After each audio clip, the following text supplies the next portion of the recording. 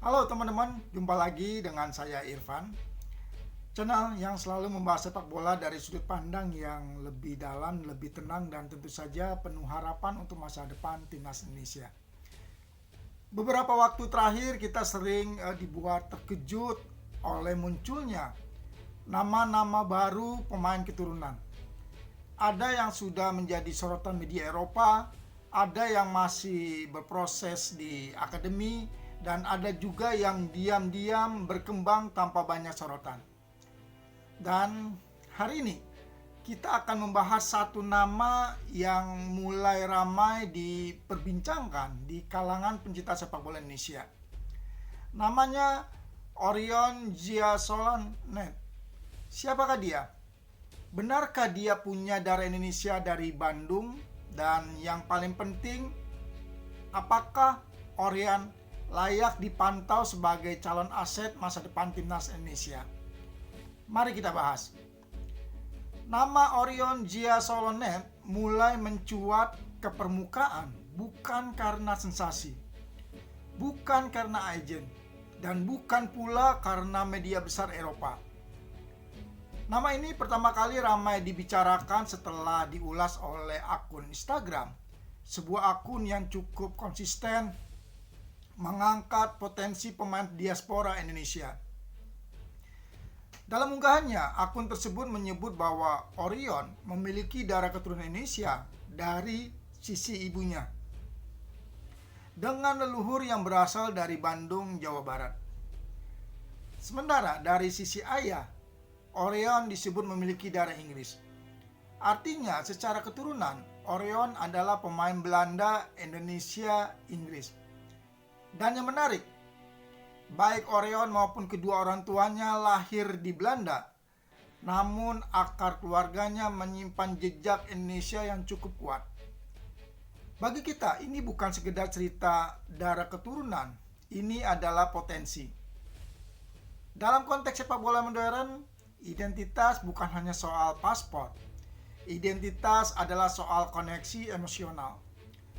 Jika benar kakek dan nenek Orion berasal dari Bandung, maka ini bukan kasus asing total. Ini adalah kisah klasik diaspora keluarga Indonesia yang merantau, menetap, dan melahirkan generasi baru di Eropa. Dan kita tahu, banyak pemain top dunia lahir dari cerita seperti ini. Yang penting bukan sekedar bisa dinaturalisasi atau tidak, tapi apakah ada rasa memiliki, apakah ada koneksi di batin, dan apakah pemain tersebut mau berproses bersama Indonesia. Sekarang kita masuk ke fakta sepak bolanya. Menurut data dari Transfermarkt, Orion Ziasolonet lahir di Velp, Belanda pada tanggal 25 Juni 2007. Saat ini usianya masih 18 tahun, usia yang sangat muda tapi sudah berada di jalur pengembangan yang serius. Tinggi badannya 181 cm dengan berat sekitar 69 kg.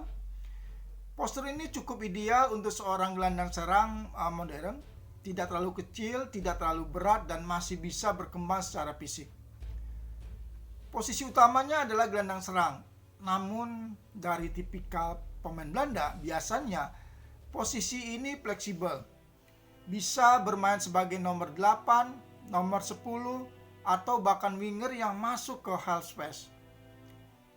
Satu hal yang menarik dari Orion adalah jalur karirnya. Dia tidak instan. Dia tidak langsung masuk akademi elit lalu viral. Orion memulai karir sepak bolanya sejak 2015 saat masih sangat kecil. Tahun 2015 dia bermain di klub lokal FO. Masih tahun yang sama dia sempat bergabung dengan The Graafschap. Lalu pada 2016 dia masuk ke akademi Nijmegen. Dan sejak itu Orion tumbuh bersama Nijmegen. Ini penting teman-teman. Karena pemain yang lama berada di satu akademi biasanya punya fondasi taktik dan disiplin yang sangat kuat. Inilah poin yang paling membuat Orion menarik untuk kita bahas. Di usia 17 tahun, Orion sudah bermain untuk Nijmegen di U21. Perlu dicatat, U21 di Belanda bukan main-main. Dia bermain dengan rekan setim yang usianya bisa 3-4 tahun lebih tua. Secara fisik, tempo, dan pemahaman permainan, levelnya jelas lebih tinggi dari kelompok usia sebayanya. Ini membuktikan dua hal.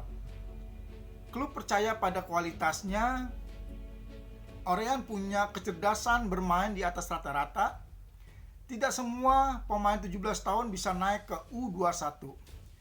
Banyak yang bertahan lama di U17 atau U18. Selain level klub, Orion juga punya pengalaman internasional.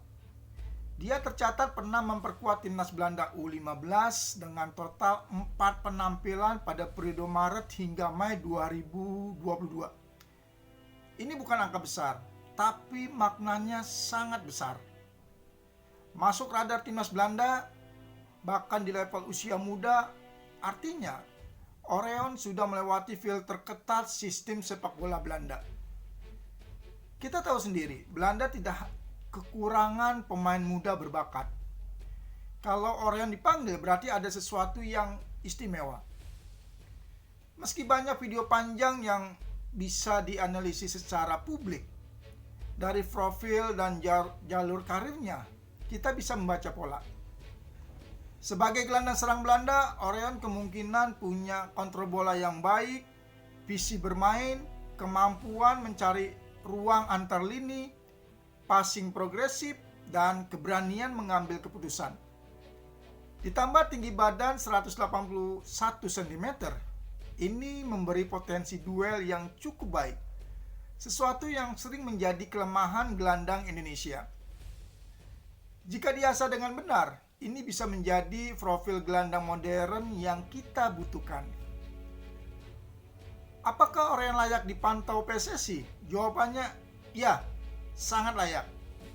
Bukan berarti langsung dinaturalisasi, bukan berarti langsung dijanjikan timnas senior, tapi dipantau, diajak komunikasi, dikenalkan dengan Indonesia. Itu sangat penting. Karena pemain seperti Orion adalah investasi jangka panjang. Kalau Indonesia ingin kuat di 5-10 tahun ke depan, maka pekerjaan itu dimulai sekarang, bukan nanti. Realita dan tantangannya tentu saja ada. Orion saat ini adalah warga negara Belanda, pernah membela timnas Belanda usia muda, berada di sistem pengembangan Eropa, artinya Indonesia tidak bisa memaksa. Yang bisa dilakukan adalah pendekatan yang elegan, komunikasi yang jujur, proyek timnas yang jelas, bukan janji instan tapi visi jangka panjang. Teman-teman, percaya satu hal, Indonesia tidak kekurangan darah sepak bola. Yang kita butuhkan adalah kesabaran dan keberanian untuk membangun. Nama seperti Orion Gio-Solonel mungkin belum dikenal publik luas, tapi justru disitulah letak kekuatannya. Dia berkembang tanpa tekanan, tanpa hype yang berlebihan. Dan siapa tahu beberapa tahun ke depan nama ini justru menjadi bagian penting dari cerita besar sepak bola Indonesia. Akhir kata, Orion Gio-Solonel adalah contoh bahwa masa depan timnas Indonesia tidak selalu datang dengan sorotan besar. Kadang ia hadir diam-diam di akademi di tim muda, di balik statistik. Tugas kita bukan menghakimi terlalu cepat, tapi mengawal dengan harapan dan akal sehat. Terima kasih sudah menonton dan mendengarkan sampai akhir. Jika teman-teman merasa pembahasan ini bermanfaat, jangan lupa untuk like, komen, dan subscribe agar channel ini terus berkembang dan bisa memberikan manfaat lebih luas. Sampai jumpa di pembahasan sepak bola berikutnya. Salam olahraga, salam sepak bola Indonesia.